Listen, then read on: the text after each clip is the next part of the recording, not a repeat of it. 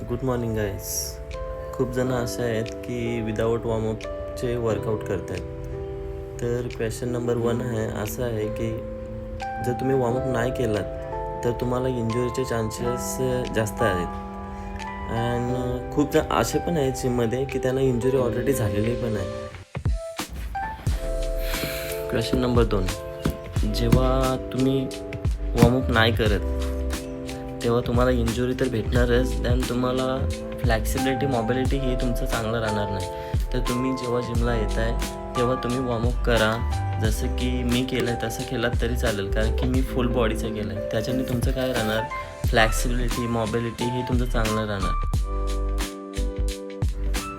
त्याच्याने तुम्हाला इंजुरीचे चान्सेस कमी राहत आहे. तर आपले व्हिडिओ आवडत असतील लाईक करा, सबस्क्राईब करा, त्यान शेअर करा. भेटूया.